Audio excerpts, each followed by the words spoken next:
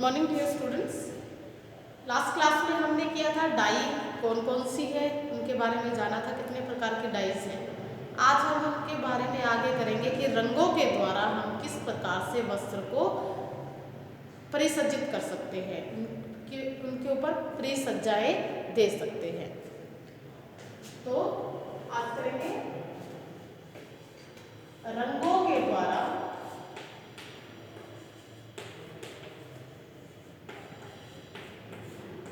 वस्त्रों की परिसज्जा।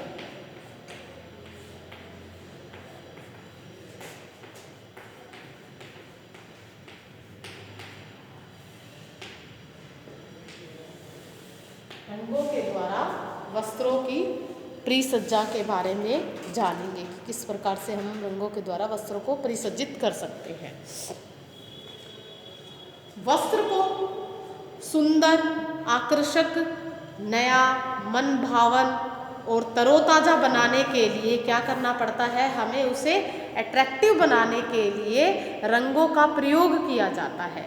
आप देखते हैं कि कहीं भी जाते हैं, सबसे पहले कोई भी चीज़ जो हमें अट्रैक्ट करती है वो क्या होता है, कलर होता है। चाहे हम खाने में बात करते हैं, चाहे हम अपने कपड़े के बारे में बात करते हैं, तो कलर के द्वारा हम सबसे पहले अट्रैक्ट होते हैं। तो कलर्स का हमारे जीवन में इम्पोर्टेंट रोल है। रंग न केवल वस्त्र को सुंदरता प्रदान करते हैं, अपितु यह मानसिक तृप्ति, चित्त में हर्ष, शांति और आँखों को सुकून या सुख पहुँचाते हैं। रंगों से परिसज्जा मुख्यतः दो प्रकार से की जाती है। रंगों के द्वारा जो परिसज्जा करते हैं वो हम दो प्रकार से करते हैं। एक होता है रंगाई और दूसरा है छपाई। पहला है रंगाई के द्वारा और दूसरी है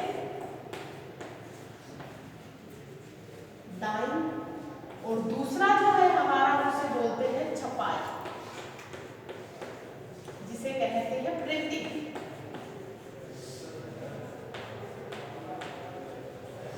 रंगाई और छपाई के द्वारा हम वस्त्रों को परिसज्जा करते हैं, सुंदर बनाते हैं, मन भावन आकर्षक बनाते हैं। तो हम सबसे पहले डिस्कस करेंगे रंगाई के बारे में कि डाई क्या है। पहले हमने क्या किए थे, रंगों को यानी कलर्स के बारे में जाना था, कितने प्रकार के रंग होते हैं, डाई के लिए कितने प्रकार के कलर्स होते हैं डाई करने के लिए। तो रंगाई करने के लिए हम सबसे पहले क्या है, विभिन्न वर्ग के रेशों को भिन्न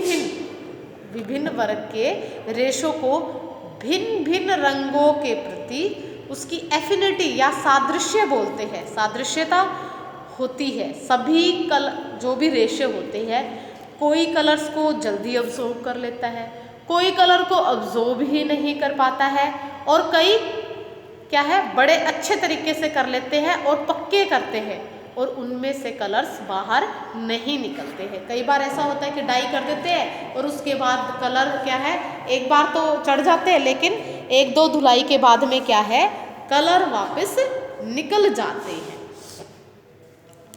सभी वर्ग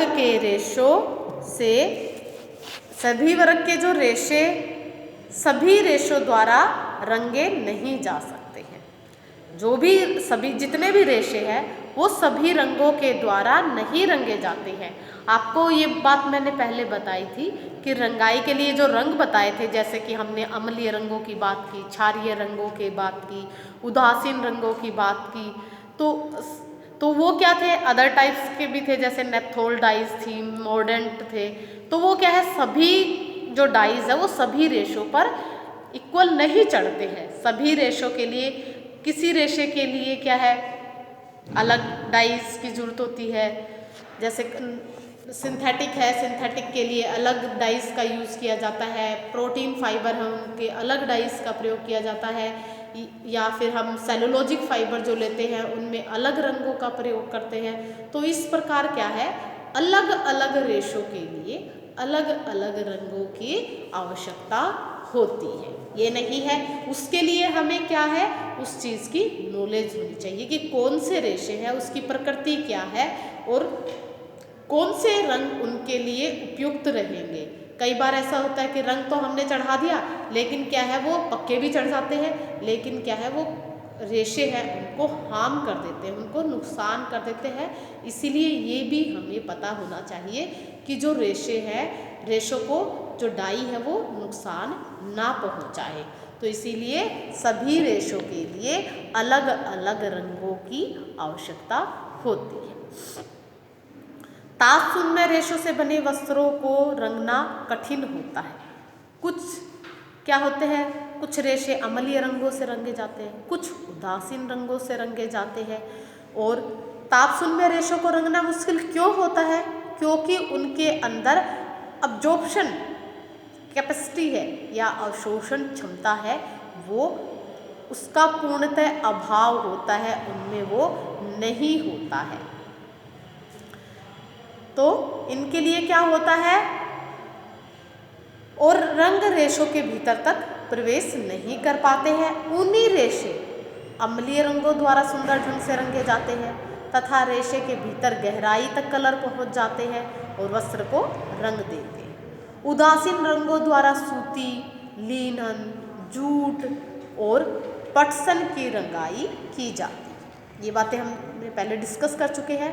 रंगाई की जो प्रतिक्रिया है, वस्तु को रंग में घोलकर डुबोकर यानी इमर्सन मेथड की जाती है।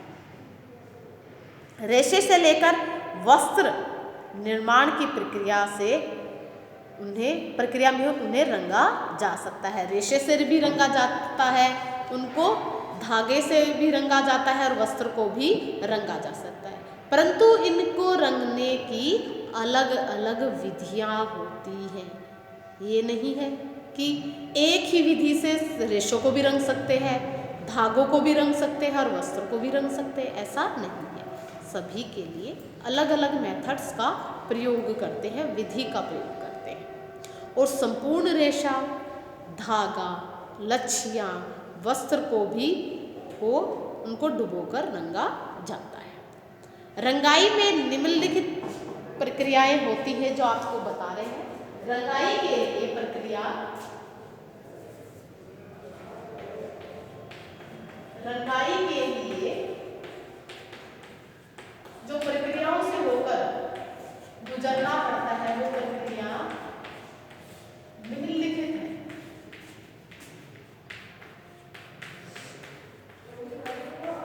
निम्नलिखित होती है, कौन कौन सी है?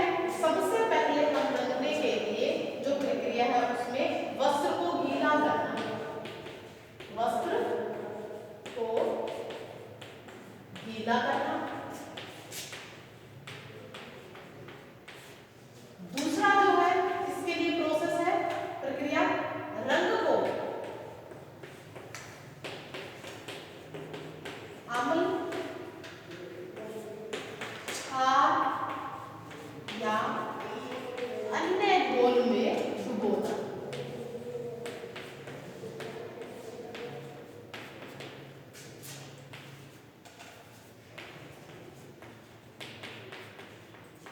इनको अम्ल, क्षार या अन्य घोल में डुबोना हो सकता है। और अगली जो प्रक्रिया है, और इसमें एक आता है रंग के अतिरिक्त कणों को हटाना। रंग के अतिरिक्त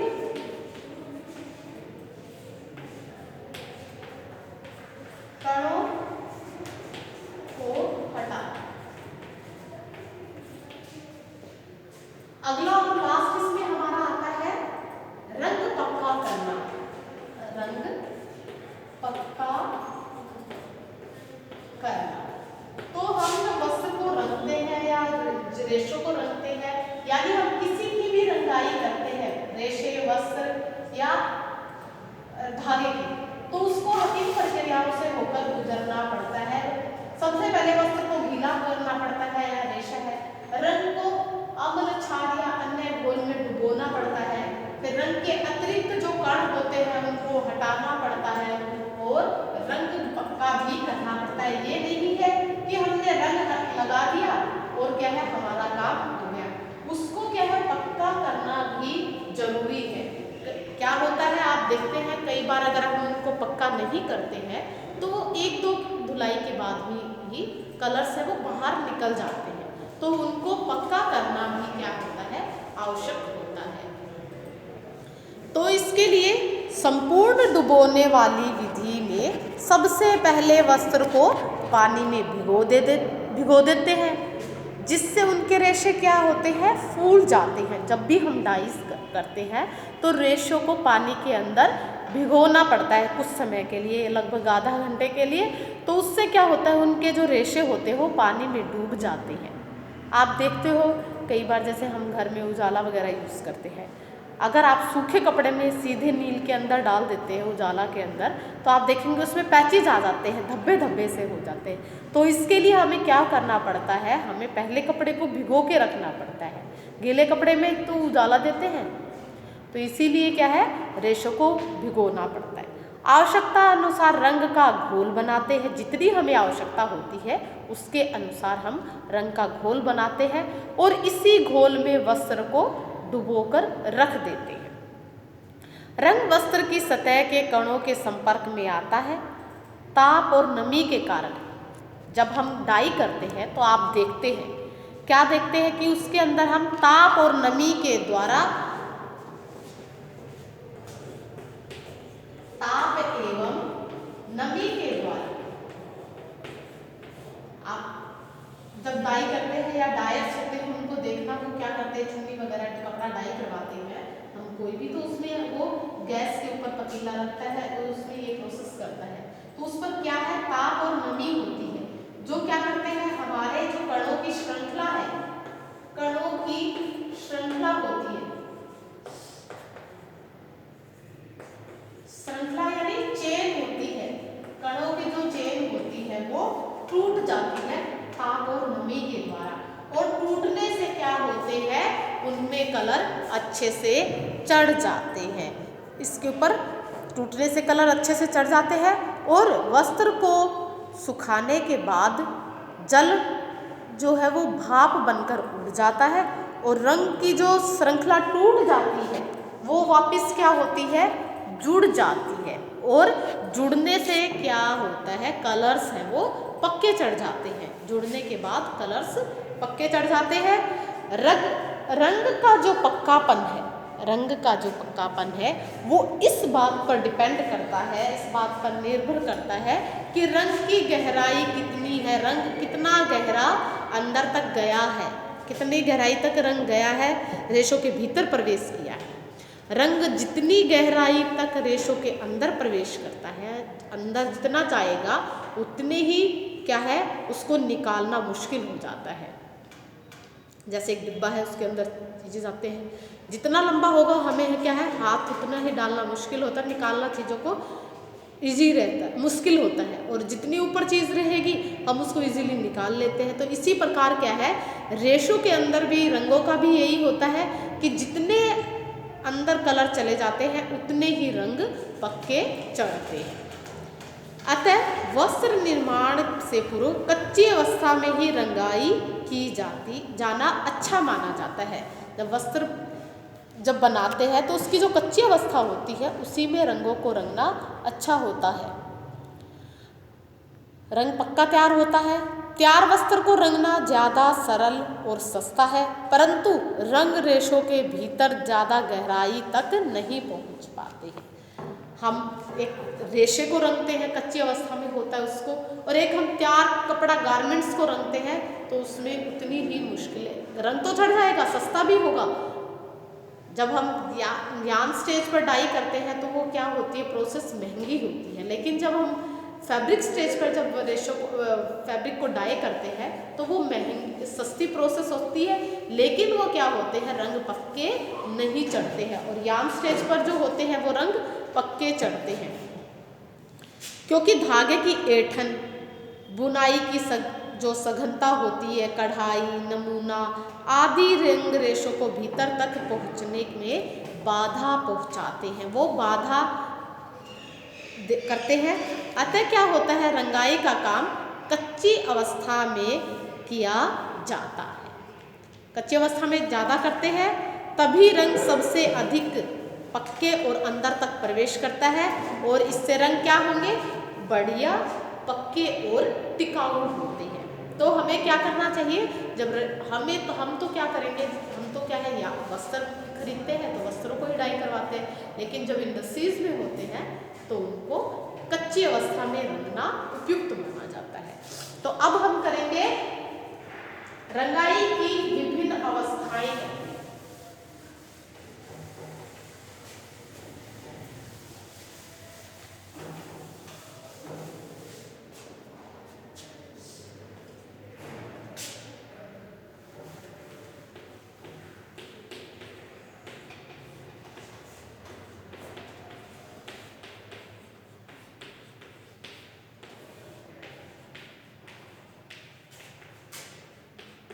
रंगाई की विभिन्न अवस्थाएं कौन कौन सी होती है।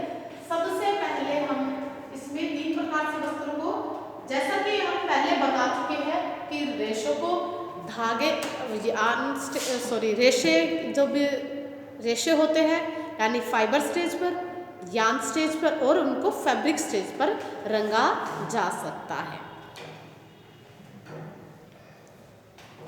रंगाई चाहे किसी भी अवस्था में किए जाए, रंग का पक्कापन इस बात पर डिपेंड करता है कि उन रेशों के प्रति रंगों का कैसा सादृश्य प्रेम है, कहाँ क्या है, कितनी गहराई तक रंग रेशों के भीतर तक प्रवेश कर सकता है।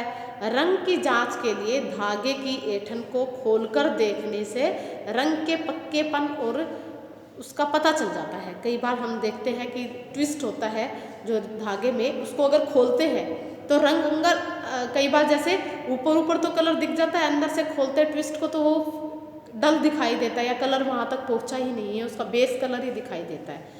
तो उससे क्या पता चलता है, यही पता चलता है कि कलर अंदर तक पेनिट्रेट नहीं कर पाया है और वो धुलाई के बाद निकल जाता है। तो हम क्या करते हैं, रंगाई प्रक्रिया हाथ एवं मशीन दोनों से होती है। वस्त्र रंगने की ये 3 विभिन्न अवस्थाएं हैं, जो कौन सी है, रेशों की रंगाई,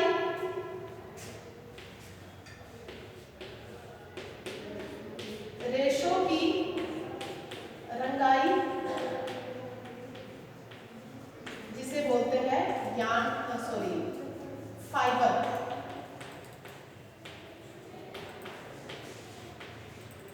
फाइबर डाई, इसको फाइबर डाई बोलते हैं या इसको बोलते हैं फाइबर डाई या रॉ स्ट्रोक डाई, या इसको बोलते हैं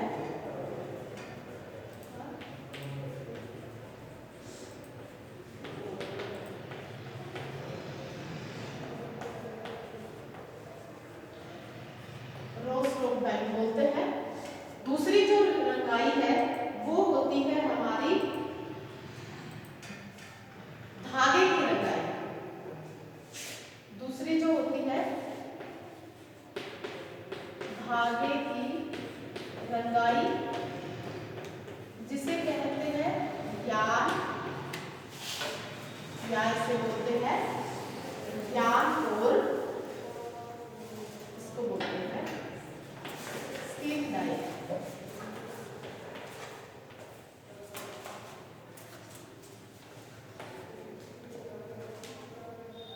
तीसरी प्रकार की जो डाई है उसको कहते हैं वस्त्र की रंगाई। क्या वस्त्र की रंगाई,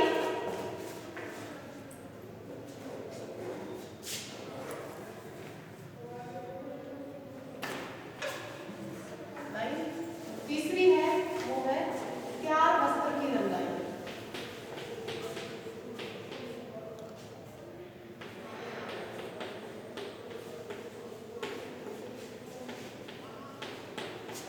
तैयार वस्त्र की रंगाई को बोलते हैं हम फैब्रिक डाई।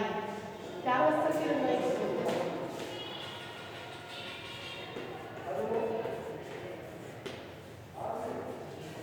Fabric die. रेशों रंगाई करने के लिए हम 3 प्रकार से रंगाई कर सकते हैं। यार्न स्टेज यानी फाइबर स्टेज पर डाई कर सकते हैं। फाइबर डाई क्या उसको बोलते हैं रॉ स्ट्रोक डाई। धागे की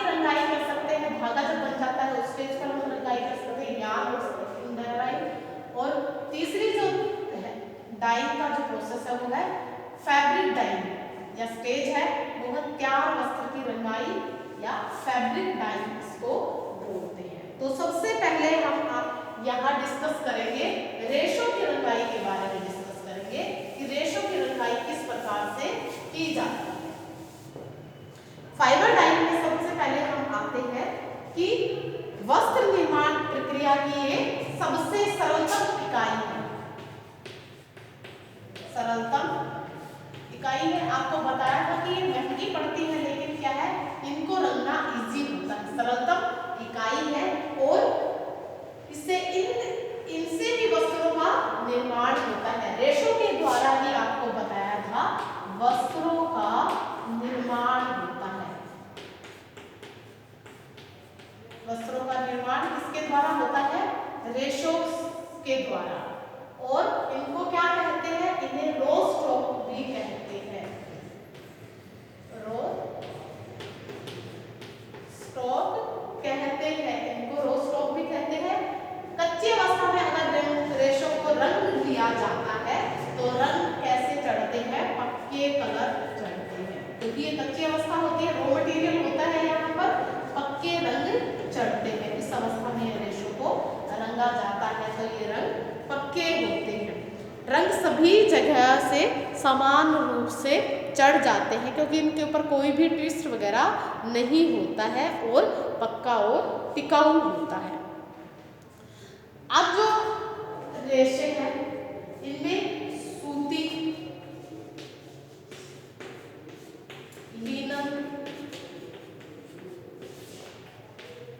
जूट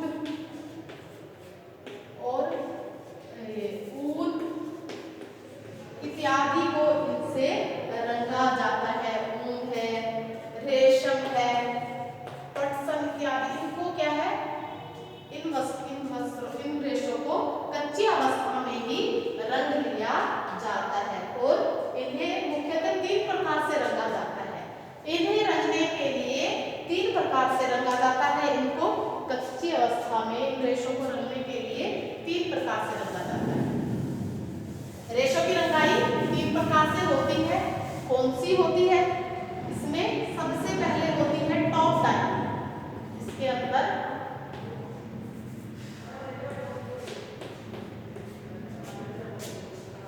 टॉप रंगाई बोलते हैं इसे। टॉप रंगाई को इसमें कहते हैं हम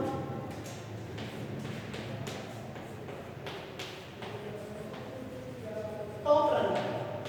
दूसरी जो होती है इसके अंदर वो होती है डॉप रंगाई।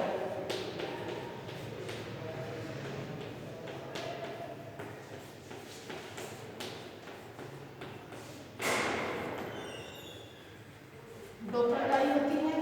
और तीसरी जो रंगाई है वो होती है हमारी स्ट्रोक रंगाई।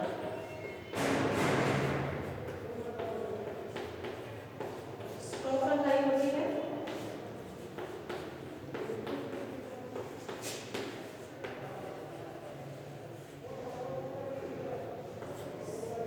स्ट्रोक रंगाई होती है। रेशों की रंगाई 3 प्रकार से की जाती है, टॉप, डॉप और तीसरी जो है वो है स्ट्रोक रंगाई। पहली जो रंगाई है टॉप रंगाई है, इनको वस्टर्ड वस्त्र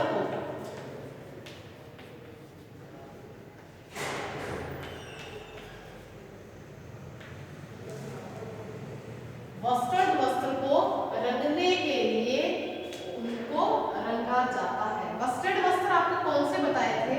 वस्टर्ड वस्त्र आपको वस्टर्ड ऊनी वस्त्र बताए थे।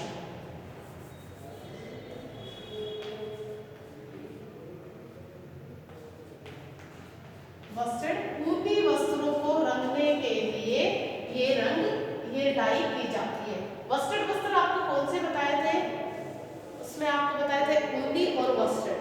वस्टर्ड वस्त्र होते हैं जो लंबे रेशों से तैयार किए जाते हैं, जिनकी कीमत भी अधिक होती है, वो कहलाते थे वस्टर्ड वस्त्र। तो उन वस्त्रों को रंगने के लिए टॉप डाइंग की जाती है। ऊनी रस्सों को कंघी करने के पश्चात इन्हें रस्सी के समान बटकर चरखी पर लपेट देते हैं इनको, और इन चरखियों को रंग के घोल में डुबो दिया डुबोकर रख देते हैं, चरखी पर लपेट देते हैं इनको इस प्रकार से और उनको घोल के अंदर रख देते हैं। और बाद में क्या करते हैं,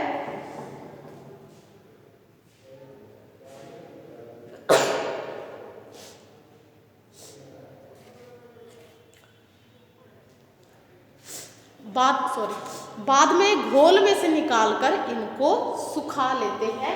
तो ये कहलाती है हमारी टॉप डाई। अब है डॉप डाई।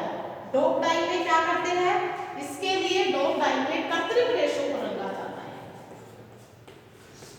कृत्रिम रेशों को रंगने के लिए डॉप डाई का प्रयोग किया जाता है। डॉप रंगाई की जाती है। रेशे तैयार करने के लिए इसमें कई प्रकार के रसायन यानी केमिकल्स का प्रयोग, केमिकल्स को मिलाकर घोल तैयार किया जाता है। इन घोलों को आपको पहले भी बताया था कि इन घोलों को स्पिनिरेट के जो छिद्र होते हैं, जब कृत्रिम रेशे कैसे बनाए गए थे, क्यों उनका क्या तैयार किया था हमने, कोलाइडल घोल।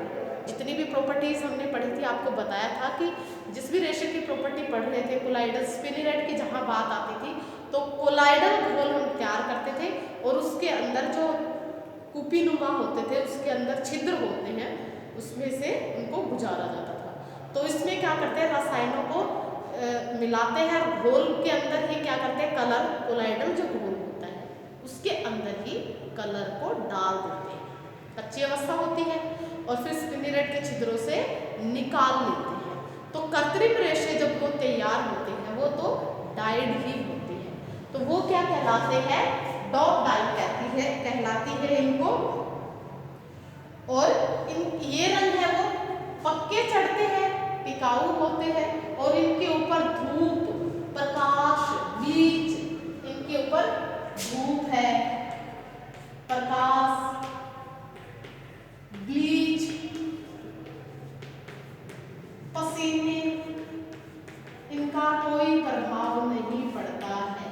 कृत्रिम रेशों पर आप देखते हो जो सिंथेटिक फाइबर्स होते हैं उनके ऊपर कोई भी प्रभाव नहीं पड़ता है। किनका, धूप, प्रकाश, ब्लीच और पसीने का। कृत्रिम रेशों की रंगाई इसी विधि के द्वारा की जाती है। अब बात करते हैं हम स्टॉक डाई। स्टॉक रंगाई क्या कहलाती है, स्टॉक रंगाई, ये इसमें स्टॉक रंगाई पक्के रंग चढ़ाए जाते हैं, इसमें पक्के रंग चढ़ते हैं।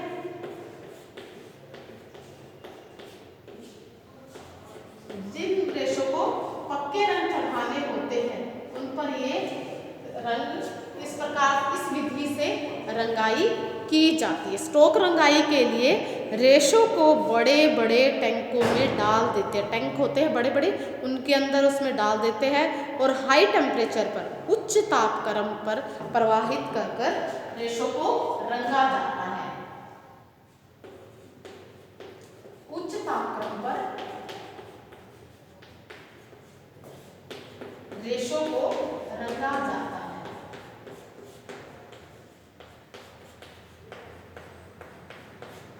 उच्च तापक्रम पर रेशों को इसमें रंगा जाता है। पंप की सहायता से, इसमें क्या लगा होता है, टैंकों के अंदर पंप लगा होता है। पंप की सहायता से कलर्स रेशों के अंदर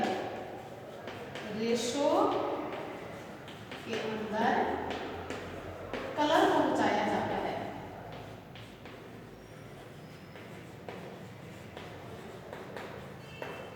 कलर पहुंचाया जाता है।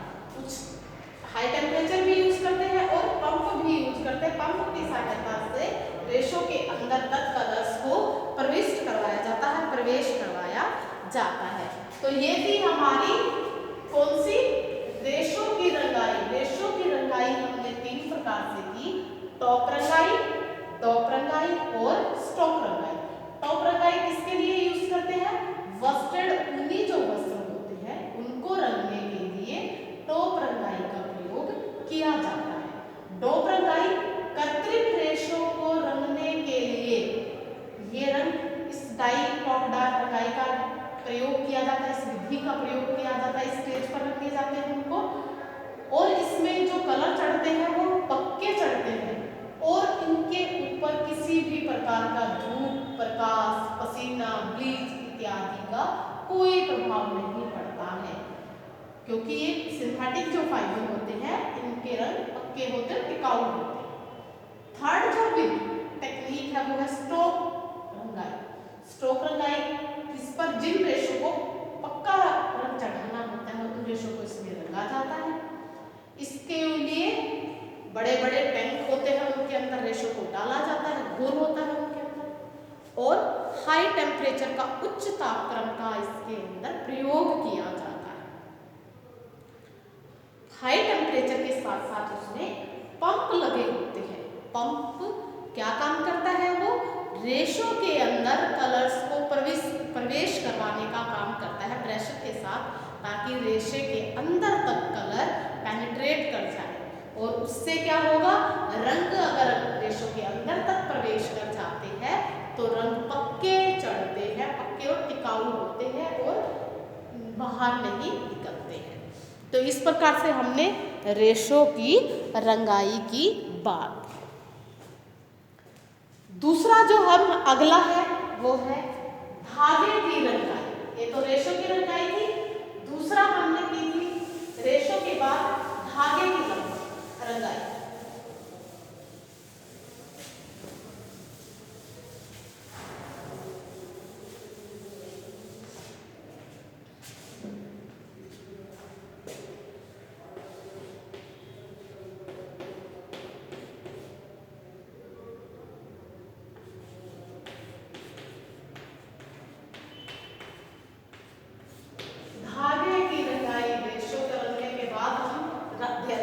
जब रेशे से धागे बन जाता है, यान बन जाता है, तो क्या करते हैं, उसको धागा कहते हैं। रेशों से धागे तैयार हो जाते हैं, तो धागे जिनकी रंगाई हम यान स्टेज पर नहीं करते, सॉरी फाइबर स्टेज पर नहीं करते हैं, इस पे करते हैं धागे की जो रंगाई है, उनको धागा बनने के पश्चात उनकी रंगाई की जाती है। अब इनको क्या है, रेशों को बटकर धागा तैयार कर लेते हैं। इसके बाद इनकी लच्छियां बनाई जाती है। इन लच्छियों को छड़, रोड होती है, धागे से इनको रेशों को बटकर क्या बना लिया, बटकर इसको क्या बनाया है, धागा बना दिया, धागा बनाया। अब इनकी लच्छियां बना लेते हैं।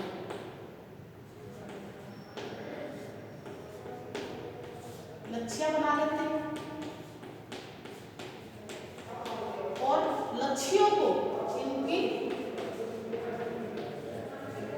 इनको क्या करते हैं, रोड के ऊपर, रोड्स होती है उनके ऊपर लपेट देते हैं। लच्छियां बना लेते हैं। लच्छियों के बाद इनको लच्छियों को रोड के ऊपर लटका देते हैं। रोड्स के ऊपर लपेटा या लटकाया जाता है।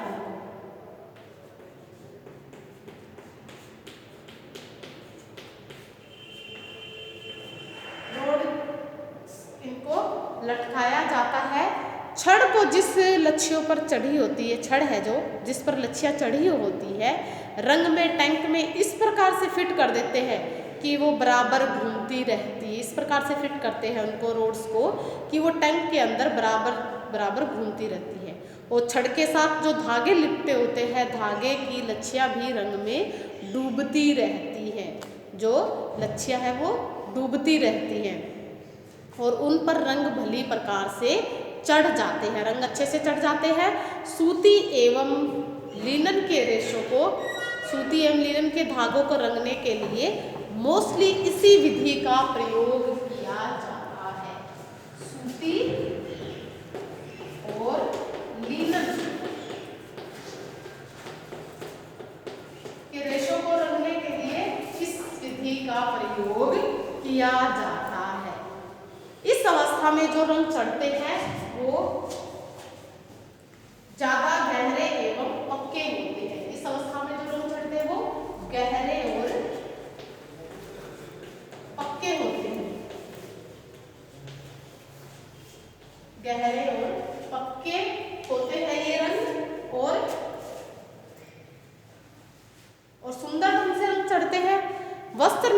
हो जाने के पश्चात रंगने में कई बाधाएं उत्पन्न हो जाती है, जैसे धागे की ऐंठन है, बुनाई, कढ़ाई, वस्त्र की रचना, उसकी सघनता, ये सभी क्या करती है, इफेक्ट करती है। कई बार धागे को रंगने के लिए लच्छिया न बनाकर एक पैकेज बना लिया जाता है, पैकेज बना लेते हैं। वास्तव में पैकेज पर एक छड़ पर लिपटा हुआ सूत होता है। इस पैकेज के रंग को खोल में डुबोकर रखा जाता है। छड़ के अंदर छिद्र होता है, इसी छिद्र से होकर रंग बाहर एवं भीतर करके धागे की ओर से रंग जाते हैं। धागे है वो सभी ओर से रंग जाते हैं, छेद के द्वारा रंग अंदर प्रवेश करता है और रंग अच्छे से उन पर चढ़ जाते हैं। तो हमने क्या किया, फाइबर स्टेज पर रेशो को रंगा और यार्न स्टेज पर रेशो को रंगा, और इनको क्या है, इनसे मोस्टली सूती और लिनन के रेशो को रंगा जाता है, धागों को रंगा जाता है। ये रंग गहरे और पक्के होते हैं, इसमें लच्छियाँ बनाकर रोड पर लपेट देते हैं और वो होज जो टैंक होते हैं उनके अंदर बार बार रोटेट करते रहते हैं, रंग उनमें अच्छे प्रकार से चढ़ जाते हैं। तो आज के लिए इतना ही, बाकी कल की क्लास में करेंगे। Okay bye, have a nice day.